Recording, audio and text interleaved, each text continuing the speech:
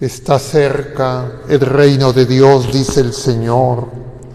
Conviértanse y crean en el Evangelio. El Señor esté con ustedes. Lectura del Santo Evangelio según San Lucas. En aquel tiempo designó el Señor otros 72 y los mandó por delante de dos en dos a todos los pueblos y lugares a donde pensaba ir él, y les decía: la mies es abundante y los obreros son pocos. Rueguen pues al dueño de la mies que os mande obreros a su mies. Pónganse en camino, miren que los mando como corderos en medio de lobos.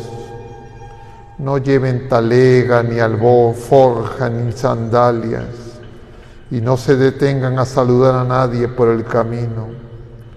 Cuando entren en una casa, digan primero: paz a esta casa, y si allí hay gente de paz, descansará sobre ellos vuestra paz. Si no, volverá a ustedes.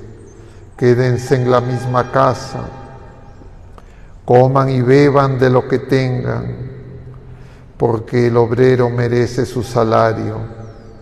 No anden cambiando de casa, ni entren a un pueblo, y si entran a un pueblo y los reciben bien, coman lo que les pongan, curen a los enfermos que haya, y digan: está cerca de ustedes el reino de Dios. Cuando entren a un pueblo y no los reciban, salgan a la plaza y digan: hagan hasta el polvo de vuestro pueblo que se nos ha pegado a los pies, nos lo sacudimos sobre ustedes. De todos modos, sepan que está cerca el reino de Dios. Les digo que aquel día será más llevadero para Sodoma que para ese pueblo. Palabra del Señor. Gloria a ti, Señor Jesús. Tomen asiento un momento, queridos hermanos. Estamos en este jueves eucarístico de la 26ª semana del tiempo ordinario, y estamos empezando la contemplación del capítulo 10 de San Lucas, que es un evangelio, un pasaje profundamente misionero.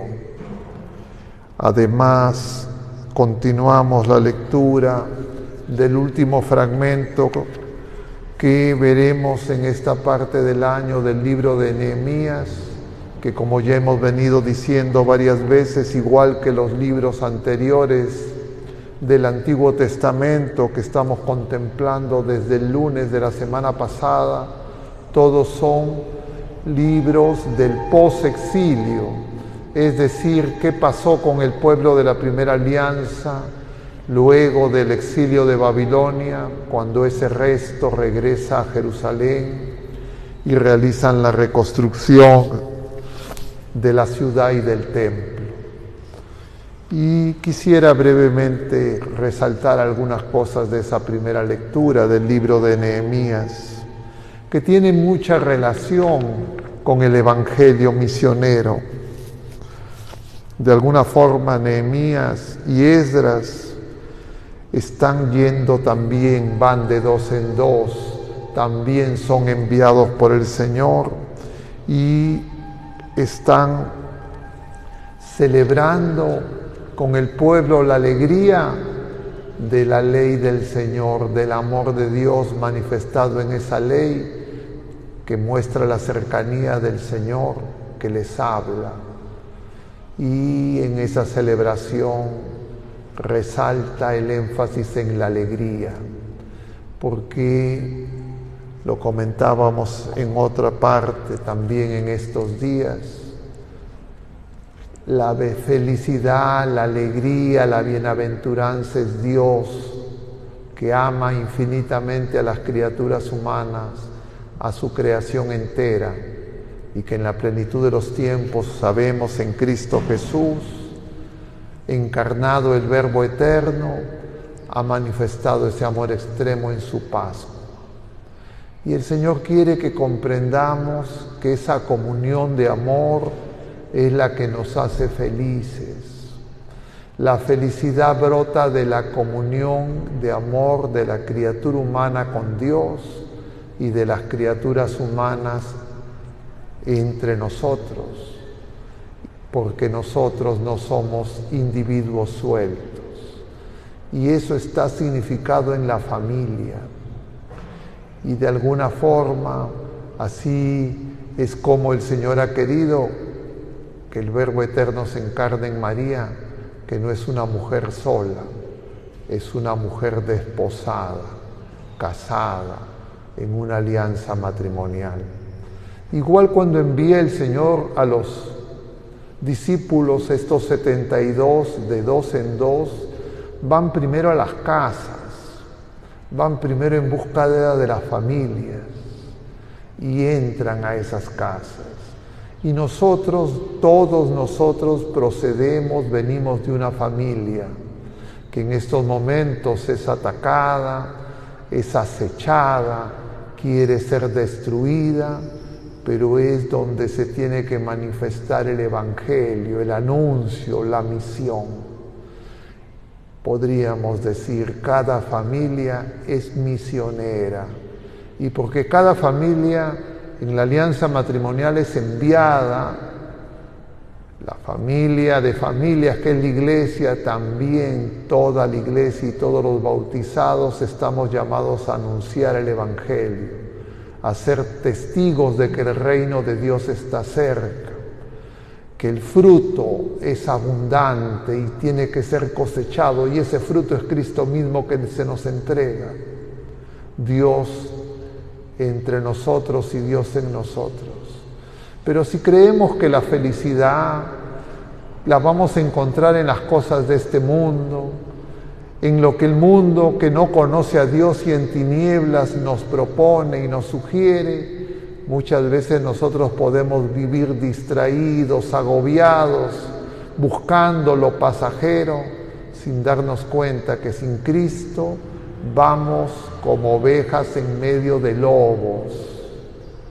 Sin Cristo esos lobos nos van a destrozar, y para defendernos de esos lobos que significan las mentiras del maligno en medio de este mundo, el Señor quiere peregrinar, quiere caminar con nosotros, y para eso ha escogido sus ministros, que son los que han recibido el sacramento del matrimonio, ministros de Jesucristo en la iglesia doméstica, y los que han recibido el sacramento del orden, ministros de la iglesia, para poder servir a todos aquellos que necesitan ese alimento, ese viático, esa escritura, esa palabra de Dios, que es palabra de vida.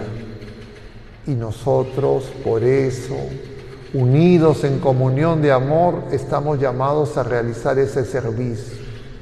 El mundo y los lobos no lo entienden, y por eso quieren que haya también, no solo en la familia, la lucha de sexos entre los hombres y las mujeres, con el machismo y el feminismo, que quieren una familia, una alianza matrimonial sin Dios.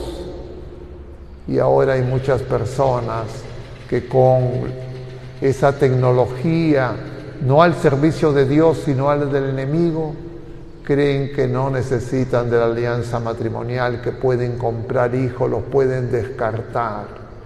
Y también en muchos lugares se aprueba el crimen abominable del llamado suicidio asistido, de la eutanasia. Entonces, así como los padres matan a sus hijos, luego esos hijos también matan a sus padres, y también con eufemismos.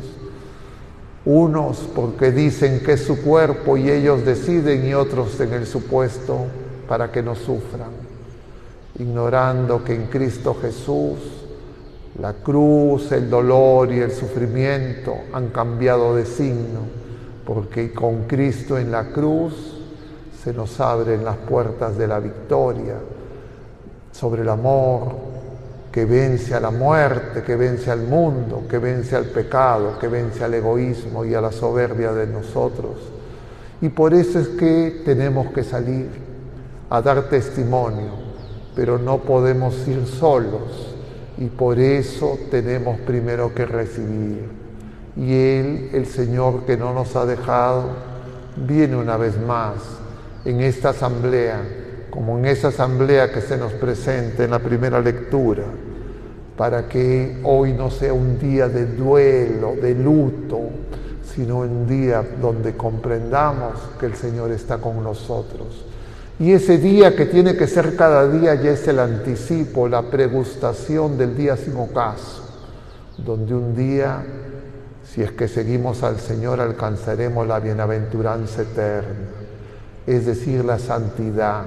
Es decir, la verdadera felicidad es desear y dejar que el Señor nos santifique. Todos esos sucedáneos que propone el mundo son peligrosos, son trampas que, por supuesto, nosotros no rechazamos la bondad de la belleza de la creación ni las cosas creadas, pero sabemos que el peligro es que amemos más a las criaturas, más a las cosas creadas que al Creador, y por eso tenemos que ir como esos 72, sin apegos, significando esa misión donde, como dice Santa Teresa de Jesús, a quien celebraremos en los próximos días, solo Dios basta. Que el Señor misericordioso se apiade de la Iglesia peregrina y de este mundo en tinieblas, para que los que hemos recibido el don de la fe seamos testigos fieles del Evangelio, evangelios vivos, testimonio con nuestras vidas, y los que no conocen al Señor y viven agobiados en las tinieblas y en la esclavitud de este mundo que pasa, puedan a través nuestro encontrar el camino, la verdad y la vida, y así peregrinemos juntos a la casa del Padre y alcancemos la victoria en la bienaventuranza eterna, donde ya no habrá tinieblas, ni ocaso, ni lágrimas, porque el Señor nos consuela. Que nuestra Madre Santísima y la multitud de santos en el cielo nos ayuden a nosotros que aún tenemos que hacer un camino que es largo, pero que no hacemos solos, porque el Señor va delante y nos precede. Que tengamos pues fe viva, firme esperanza y ardiente caridad. Que así sea.